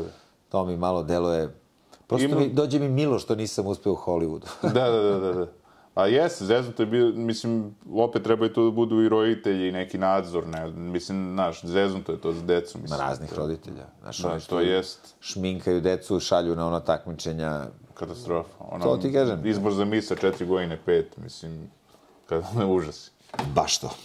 Meni je bilo, mislim, ajde, to sam se izjasnio, možda je to neko nezgodno razmišljanja, ali šta ima veze, ono kad su bila dečija takmičenja na Pinku, pa sad, naš, decu drže do 3 ujutru, mislim, da li to išlo direktno ili ne, ali, naš, ono, šminkaju ih, imaju 5 godina, 6, malo je to heavy. Da, malo je onako... Heavy je, da. Nije to, trebalo bi deci omogućiti da imaju fino detinjstvo, ali... Da, ali ako oni žele da... Pa ne možda kaže da deca žele, to su roditelji, to su bolesne ambicije roditelja. Znači, ti primetiš ja s 2 dece, tačno vidim šta žele, šta ne žele. Znaš, a čim moraš nešto da ih teraš, ne, ako je sport neki, jesi ti izabrao taj sport. Nemoj ja da te opomenjem, spakuj opremu, ne znam, to... Hoće se šminka dete. Ubedili su ga, ja bar sam tog mišljenja, ali ne znam, heavy mi je. Ali imaš i kao Natalie Portman, koje sa 11 godina već roditelji nisu dozvoljavali. Oni su rekli, ne možeš u profesionalcu da glumiš, ono, jednostavno kao naš previše brutalan film za tako malu devojčicu. Međutim, ona je htela, ona je uporno išla na audicije, ono, i na kraju su morali da ispune želje. Ona postade Natalie Portman. Da. Njena priča je fascinantna, pogotovo to. Meni su roditelji dosta tu dali slobodu i rekli, vidi, sine, ti biraš svoju profesiju, nema šta sad mi da ti pričamo čime ćeš ti da se baviš. Ti sutra treba da živiš od toga, da izdržavaš porodicu, ti biraj. Tako da... Kako su tvoji reagovali kad si ti izabrao stand-up? Koliko im je to bilo nepoznato? Vidi, ja sam već, kad sam izabrao glumu, znaš, njima je stand-up bio kao super, kao što hoćeš to. Malo mi je bila frka kako će sad da oni reaguju to što ja pričam, svega tu ima. I naravno, posle su oni postali redovna moja publika na stand-upovima i, znaš, i njima je sad puno srce kad njima kao gledali smo vam sine, znaš, sve smo mi te faze prošli. Jesi ti oni nekad govorili kad si bio klijent da si duhovit, da ovo, da ono... Pa nisu mi govorili da sam ja duhovit, ali sam ja onako odrastao među duhovitim ljudima, znaš. Prosto taj humor je bio uvek, Ćale uvek znao da baci neke fore, uvek on je bio duhovit. I nekako ono krenulo je, ako mogu da nasmejem, ne mora da mi kaže, ako sam te nasmeo, nema šta da te pitam da li sam ti duhovit. Ali uticalo je, znaš, to okruženje, ja sam odrastao dole u Crnoj Gori i ti moji Rolling Stonesi dole su prilično duhoviti, imaju duha. I to sve zajedno kad se spoji s ovim odavde i genetika, okruženje i eto ti, ne znam, neke karte, to što kaže, to je poremećaj ličnosti od kog možda se živi. Znaš, taj dar. Pa dobro, to bi moglo da se kaže i za mnoge druge vrste umetnosti isto, tako da ono... Vidi, to, znaš, sad kao slikar ili ovo, svi smo mi negde načeta roba, znaš, pogotovo mi komičari, ja to među kolegama vidim, onako, šareno je tu, ali svi imaju neku zvrčkicu. Pa i u knjizi o Van Goghu ima, žudnja za životom, priča sa doktorom da kaže, vi niste normalan čovjek, vi ste umetnik, kao normalni ljudi. Čekaj, od se ko sebi nema dalje, prosto ko ovaj, kako se zove onaj SPS-ovac što je vinogradarskim makazama sebi Bidža, sećaš se? A, sećam se. Gangrena ga je uhvatila, on je sam sebi makazama odsekao prst na nozi. Razumeš, tako da tu potrebna je volja. Dobro, znači sad se naviku na ove emisije i sad u tom pravcu ide. Koliko to traje već? To je već, jesmo rekli već? 2 godine. 2 godine, na kraju ove sezone moje proračun da će tu biti 470 i nešto epizoda iza mene. Svaka čast. Malo li je. Znači, tu da stanem pa će biti ono... Ali dobro, vidi, to je sve deo života, deo kolača, znaš, nešto ti se dopadne, nešto sad bi da radim ono, tako nešto pred kamerama, snimao bi, glumi mi se sad, recimo, više bih voleo neku seriju opet i da to balansiranje između nastupa uživo, televizije i svega, ne znam. A imaš da najaviš neke nastupe u skorije vreme? Kad će ovo da ide u program? Pa ići će, ja mislim, početku marta, znači... Prva nedelja. Za mart pratite program Ben Akibe, mene na Instagramu srđan.jovanović.standup. Tu objavljujem sve nastupe u mentalnom razgibavanju po nešto, jer me napušavaju, ajde više reklamiraš se. A gde ću nego tu da se reklamiram? Jedni pišu kad je nastup, ne mogu svima da odgovorim, pa onda bolje da izgovorim. Eto, tako da hvala onima koji dolaze i koji će doći na moj nastup. Eto, to i vi ste dobrodošli, draga ekipo, na nastup, eto. Srki, hvala ti mnogo na ovom razgovoru. Hvala tebi, Burazeru, na pozivu. Eto, pratite ovaj podcast, ovaj čovek radi dobar posao. Pozdrav. Hvala.